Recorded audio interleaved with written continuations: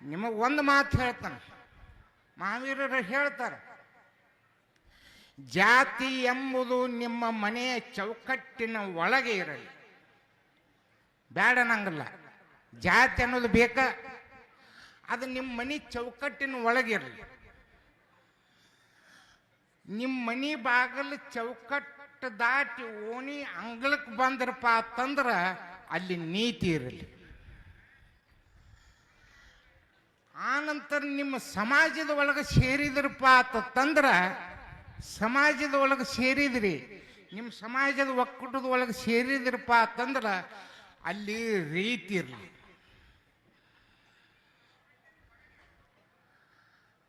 ಆನಂತರ ನೊಂದವರ ಬೆಂದವರ ಬಡವರ ದೇಶದ ಮೇಲೆ ನಿಮ್ಮ ಅಜರಾಮರವಾದಂಥ ಪ್ರೀತಿ ಇರಲಿ. ಇಂಥ ಸತ್ಸಂಗದಲ್ಲಿ ಮುನಿವರರ ಮೇಲೆ, ಸಾಧು ಸಂತ ಸತ್ಪುರುಷರ ಮಹಾತ್ಮರ ಮೇಲೆ ಅಚಲವಾಗಿರ್ತಕ್ಕಂಥ ಭಕ್ತಿ ಇರಲಿ. ನೀನು ಮುಕ್ತ ನೋಡ ಸದಾಶಿವ ಶಿವಯೋಗಿ ಸಿದ್ದರಾಮೇಶ್ವರ ಅಂತ. ಇಷ್ಟ ಇಷ್ಟ ಇಷ್ಟ ಇಷ್ಟ ಮಾಡ್ರೂ ಸಾಕು. ಒಂದು ಮಾತು ಹೇಳ್ತನ್ರಿ,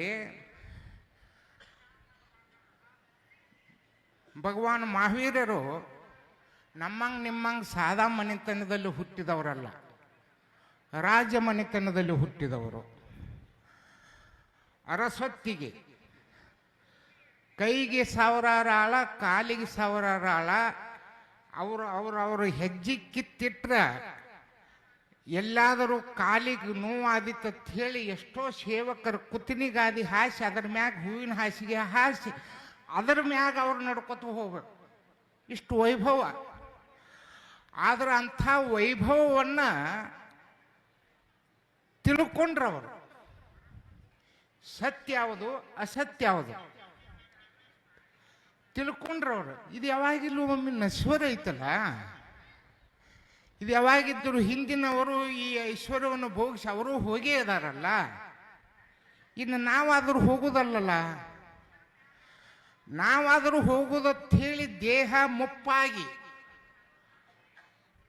ಬುದ್ಧಿಯ ಅರಿವು ಮರುವಿನಿಂದ ಕೂಡಿ ಬಂಧು ಬಾಂಧವರಿಗೆ ಬೇಸರಾಗಿ ಈ ಭೂಮಾತೆಗೆ ಭಾರವಾಗಿ ಹೋಗುವುದಕ್ಕಿಂತ ಮುಂಚೆ ನಮ್ಮ ಯೌವನದಲ್ಲಿಯೇ ತಿಳಿದುಕೊಂಡು ಆ ಪರಮಾತ್ಮನ ಸಂದೇಶವನ್ನು, ಈ ಶಾಂತಿ ಸಮಾಧಾನ ನಿಜ ತತ್ವವನ್ನು ಜಗತ್ತಿಗೆ ತಿಳಿಸಬೇಕಂತ ಹೇಳಿ ತಿಳಿದು ಅಂತ ಅರಸೊತ್ತಿಗೆಯನ್ನೆಲ್ಲ ಬಿಟ್ಟು ಅರಿವಿನ ಸತ್ವಕ್ಕೆ ಬಂದಂಥವ್ರು ಯಾರಪ್ಪ ಅಂತಂದ್ರೆ ಭಗವಾನ್ ಮಹಾವೀರರು. ಆನಂತರ ಗೌತಮ್ ಬುದ್ಧರು, ಭಾಳಷ್ಟು ಜನ ಆಗ್ಯಾರ. ಇಂಥ ಒಂದು ತತ್ವದ ಅರ್ಥದಲ್ಲಿ ನಡೆದುಕೊಂಡು ಬಂದಂಥವ್ರು ಯಾರಪ್ಪ ಅಂತಂದ್ರೆ ಪುಣ್ಯ ಪುರುಷರು. ಅಹಿಂಸಾ ಪರಮೋ ಧರ್ಮ, ಇದು ಶ್ರೇಷ್ಠ. ನಮಗಂತೂ ಎಲ್ಲ ಸಮಾಜದವ್ರ ಭಕ್ತರು, ನಾ ಹೇಳಿಲ್ಲ ಬೊಬ್ಲಾದೇವ್ರ ಜಾತಿ ಇಲ್ಲ, ಪಕ್ಷ ಇಲ್ಲ, ಯಾವುದೂ ಇಲ್ಲ.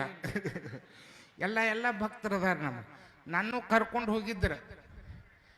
ನಿಮ್ಮ ಪುಣ್ಯ ಹೆಂಗೆ ನಮ್ಮ ಇನ್ನುಳಿದಿದ್ದಕ್ಕೆ ಕಾಶಿ ರಾಮೇಶ್ವರ ಹೋಗ್ತೀವಲ್ಲ, ಹಂಗೆ ನಿಮ್ಮ ಜೈನ ಸಮುದಾಯದಲ್ಲಿ ಒಂದು ಪುಣ್ಯ ಕ್ಷೇತ್ರ ಯಾವುದಪ್ಪ ಅಂತಂದ್ರೆ ಸಿಕ್ರಜ್.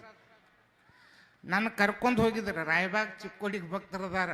ಮತ್ತು ನೀವು ಅನ್ಬೋದು, ಮತ್ತು ನಾವು ಜೈನರದೀವ್ರಿ, ನಾವು ಅಲ್ಲೇನ್ರಿ, ನೀವು ಭಕ್ತರ. ಅವರೆಲ್ಲ ಕರ್ಕೊಂಡು ಹೋಗಿದ್ದರು. ಇನ್ನೂ ವಯಸ್ಸಿತ್ತಾಗ 21-22 ವಯಸ್ಸು ಇರ್ಬೇಕು. ಕರ್ಕೊಂಡು ಹೋಗಿ ಎಲ್ಲ ಪ್ರವಾಸ ಮಾಡಿಸ್ಕೊಂಡು ಎಲ್ಲ ತೀರ್ಥಂಕರ ದರ್ಶನನೂ ನಾ ಮಾಡ್ಕೊಂಡು ಬಂದನ್ನು. ಆದರೆ ಕೊನೆಗೆ ತಮ್ಮೆಲ್ಲರಿಗೆ ಹೇಳುವುದು ಏನಪ್ಪ ಅಂತಂದ್ರೆ, ಸದಾವಕಾಲ ನಿಮ್ಮ ಮನಸ್ಸು ಸುಮನಸ್ಸಾಗಬೇಕಾದ್ರೆ, ನಿಮ್ಮ ಬುದ್ಧಿ ಸುಬುದ್ಧಿ ಆಗಬೇಕಾದ್ರೆ, ನಿಮ್ಮ ಚಿತ್ತ ಸುಚಿತ್ತ ಆಗಬೇಕಾಗಿದ್ರೆ, ನಿಮ್ಮ ವಿದ್ಯೆ ಸುವಿದ್ಯೆ ಆಗಬೇಕಾಗಿದ್ರೆ, ನಿಮ್ಮ ಆಸ್ತಿ ಪಾಸ್ತಿ ಸಮೃದ್ಧಿದಿಂದ ಬೆಳಿಬೇಕಾಗಿತ್ತಪ್ಪ ಅಂತಂದ್ರೆ ಇಂಥ ಒಂದು ಸತ್ಸಂಗ ಕಾರ್ಯದಲ್ಲಿ ಪಾಲ್ಗೊಂಡು ಇಂಥ ಮುನಿವರ್ಯರ ಆಶೀರ್ವಾದವನ್ನು ಪಡೆದು ನಿಮ್ಮ ಸಂಸಾರ ಮಾಡಿದಪ್ಪ ಅಂತಂದ್ರೆ ನಿಮ್ಮ ಸಂಸಾರ ಸಸಾರ ಆಗ್ತತಿ.